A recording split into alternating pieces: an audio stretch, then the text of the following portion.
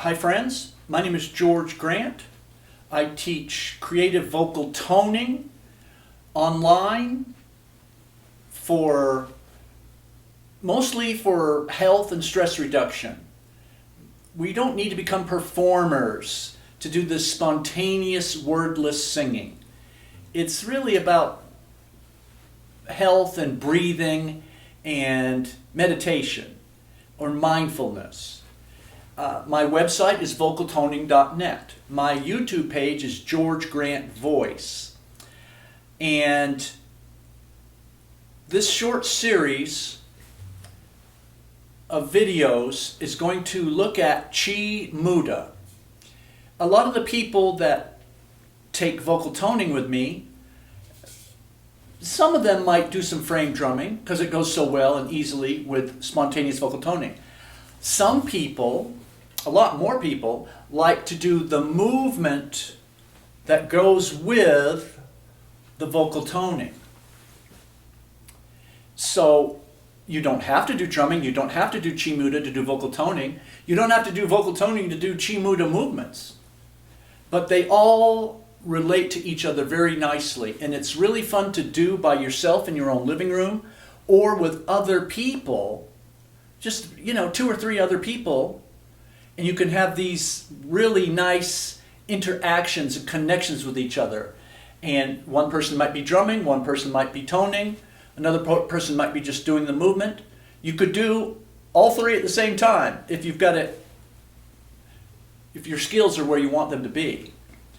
And so this short series is going to look at the movements of MUDA. And we won't look at vocal toning or actual frame drumming too much. But we have to look at the movement by itself for a little while. Now, MUDA. Qi Gong means breath practice. Ancient Chinese culture. Qi Gong usually involves some sort of repetitive, simple move that involves your posture and your breathing. There's a lot of these rolling things and a lot of, repetitive little pushes and pulls. And this is designed not to be martial arts or fancy. It's designed to focus on breathing. Well, to do vocal toning, breathing is a really good thing to do. And posture is a really important part of enjoying creative vocal toning. Now, if we can get breath and posture really nice and loose and happy, vocal toning will just line right up with that.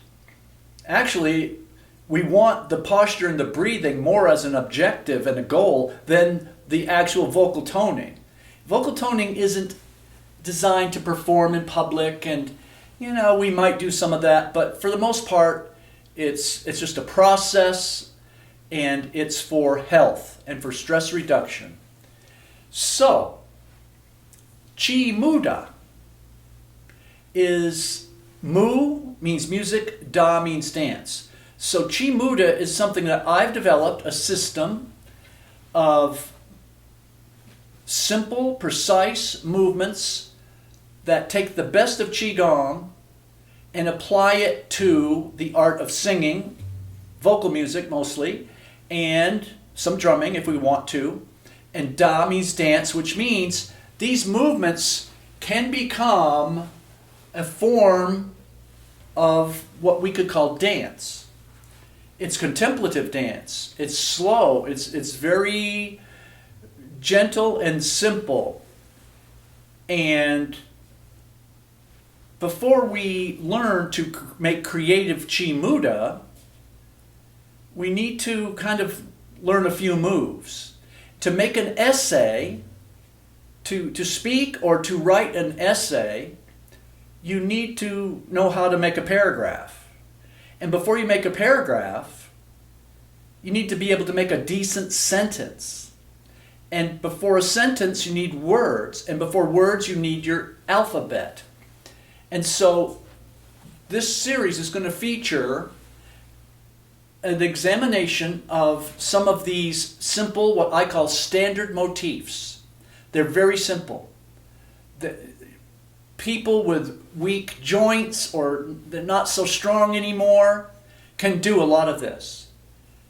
And basically I designed a lot of this for my 80-year-old mother to do some movement every day with me, and she could do it. And she was elderly and she was not very strong physically, but she could do it.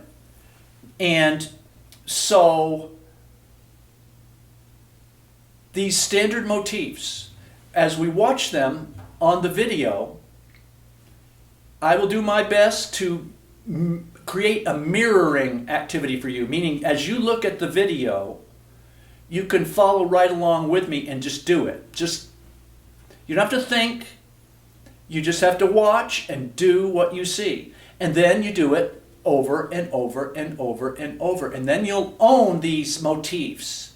These motifs are simple, but there's also a lot of refinement to where you can really adjust your posture and learn to be very loose on your feet. It's almost like swimming, and it's almost like playing with invisible spheres of energy balls in your hands, and we're very light on our feet, and we stroke almost like you're through water.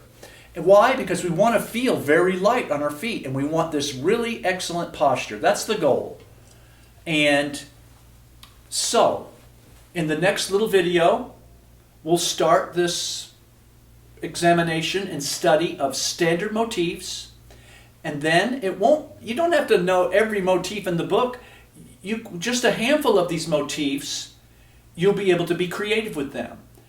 And instead of just imitating a repeated pattern all the time, you'll be able to just fluidly go into this pattern, or go into this motif, or go into the other one, and call them motifs 3, 6, and 9, and then you could repeat that, 3, 6, and 9. Or suddenly you're out doing 2, and then 4 and 5, and then 4 and 5, and you don't have to think about it too much. But that's what I've attempted to do with these motifs over the years, is make them so that they quickly slide into the other, and you can actually do some stretching, some very creative yoga dance within this system where we hold a posture a lot longer, or maybe do some sort of creative stretching and even some balancing. So let's begin, and I'll see you in the next video.